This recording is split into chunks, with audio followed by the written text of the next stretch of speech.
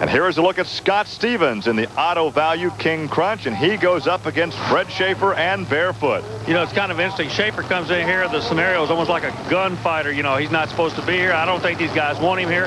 Scott Stevens knows he is going to have the race of his life on his hand right now to get past that Barefoot truck. These guys don't compete against each other that often. Stevens jumped him on the light, Gary. Oh, he got a good cut. Look at the air. Fred Schaefer way up in the air. Oh, problem for Scott Stevens. He is upside down. That truck looks like it's really been hurt. We'll watch to see for Scott if Scott can climb out as the crew runs over there, the safety crew, his crew. They look in the cage. Look at the destruction to that Chevrolet. They're peeling the fiberglass away now. We can only wait. Well, Scott is out of the truck. Gary, his crew chief, Tracy Smart, is an EMT. He's with him right now. Larry Hoffman, Blower Drive Service. The right people are there, but meanwhile, Barefoot's trying to work his way back. The race for the next round gets ready, but the question at hand, how bad does Scott Stevens get hurt on this? And how bad does Scott tear up the truck? Obviously, the truck is not our concern when a driver may be injured, but it looks like he hit that rough spot over there in that left lane. That turned him sideways. Right. It's like hooking a rut in a sprint car. You've used that before. It's exactly what happened. This camera angle should show you real good. Look at the air, the hang time Schaefer had on the left of your screen. Now he pulls back on Stevens. Stevens, bad right there. Yeah, he catches that rut and rolls him on over. A lot of damage. Well, Gary, that run tore up two good monster trucks. Scott Stevens seems to be the worst for wear. Schaefer's going to be back in the next round. They right the Stevens truck. The crew chief's looking at it. I wonder what's going through his mind right now, Gary Lee. Check it out. Still taking care of the sponsor. We'll check on Scott as we return to Bloomsburg. Okay, he is with Army Armstrong. Scott, first of all, you okay?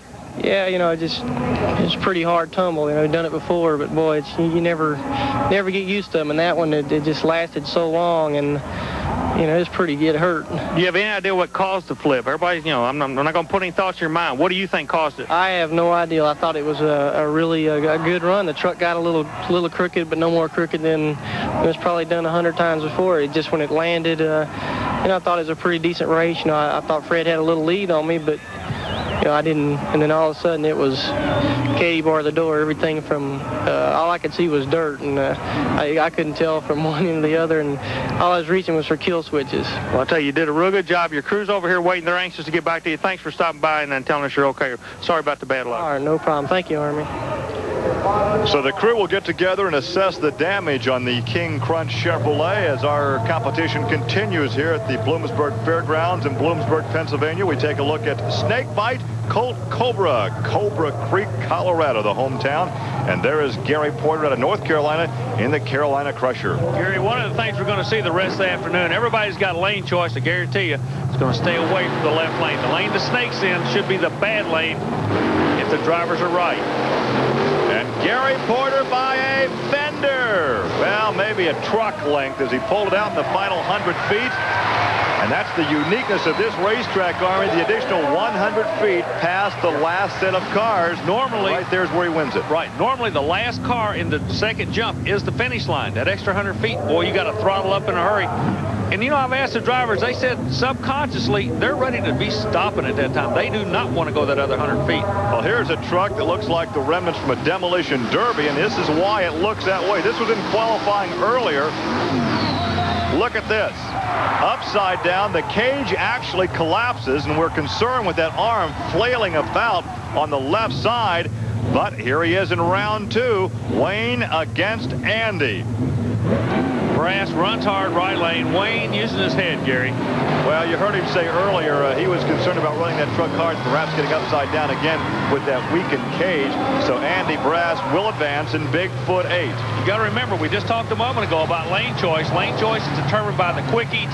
So Andy Brass still had to run hard in order to try to protect that lane for the next round. Well, Bigfoot will go up against Barefoot. That should be interesting. And Snakebite, the fast loser, against the Carolina Crusher. And the winners of each will go to the final round. And here we have the Snakebite over there on the far right side of your screen.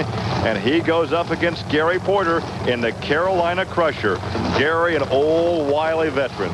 snake bite keeps slithering back into these eliminations. It's amazing. He's trying to make Gary Porter think. He's doing a little side job. Porter went into the line, snake bite stopped, then he went forward, backed up. Just trying to make him think about what he's going to do, but I don't believe he's going to rattle the crusher. Let's see. Keep in mind the snake bite has yet to win a round. But he keeps coming back. Through being a fast loser or through the wreckage of somebody else, he keeps coming back.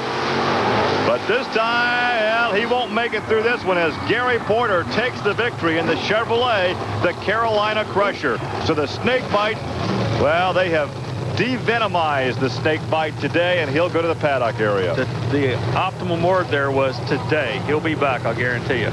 So Gary Porter will find himself in the championship shootout as a great crowd is on hand. A lot of sunshine here in the hills of north central Pennsylvania, and they're cheering for this guy right here, Andy Brass in Bigfoot 8 out of St. Louis, Missouri. And look who he's going up against.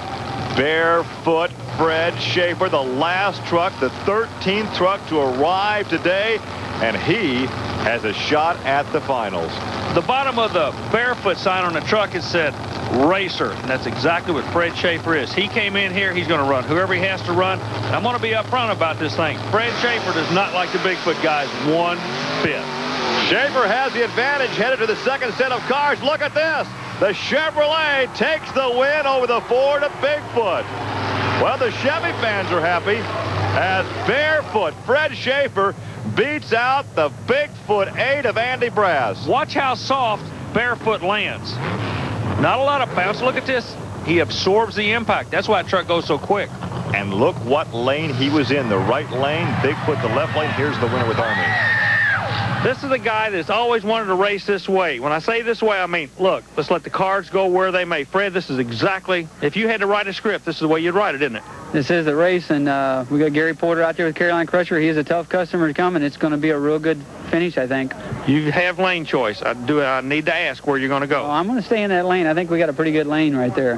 What happens 10 feet off the line? A while ago, it looked to me like you almost short-shifted the truck or something.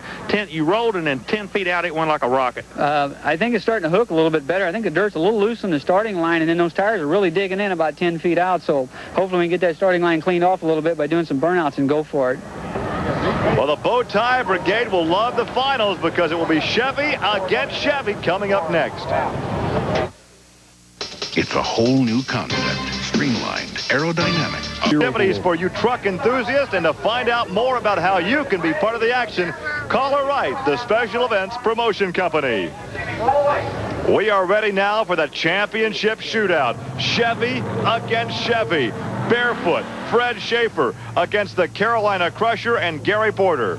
Schaefer is doing something that is new to this sport. He's actually doing a dry hop or a burnout on the starting line. I told you earlier that truck is 6 inches longer than everybody else's. That means if you start in the tracks of the man in front of you, you got to go over a little hump. Where he dug the track out, Schaefer's digging his own track out. And I think that he was kind of spoofing me a minute ago. Something is happening to that truck 10 feet off the starting line. I believe he's making a transmission shift. He runs a Lenco transmission just like they run in the dragsters. I just think he might have something up his sleeve. Well, let's find out. It's a good hole shot by Gary Porter, but look at Fred Schaefer make up the ground, out of control, but he's going to win it. Hang on. I thought he was going to roll over. Well, I believe we might have a disqualification here. Schaefer, watch the screen. There's an out of bounds on the right side. Schaefer was pushing it. Boy, Porter left the line like a rock. 10,000-pound trucks leaving just as hard as pro stock drag cars. Look at this. Plus, they jump 20 and 30 feet in the air. Schaefer has the advantage, but right here, he's going to get disqualified, and that means the Carolina Crusher, Gary Porter, will take the victory here in Bloomsburg. And I can't believe he took it in the left lane, Army. Well, Gary, right before the final, I sat here and literally made a fool out of myself, said the winner's going to come out of the right side of the track. Gary, I'm being very honest with you. I in no way expected a win for this event to come off the left lane. That's right. I knew I was the underdog going into that race. You know, I had the bad lane, so I just had to plan everything before I got to the line, how I was going to leave the line, where I was going to set the truck up, and I was just going to have to try to do everything perfect on that run, and I think it worked out pretty good. Our congratulations to Gary Porter as he takes the victory in Bloomsburg. Monster truck number 1. Well, today the Carolina Crusher is #1. For Army Armstrong, I'm Gary Lee. Thanks for joining us. We'll see you next week on Trucks and Tractor Power. Now here's news of an exciting home video from Diamond P Sports.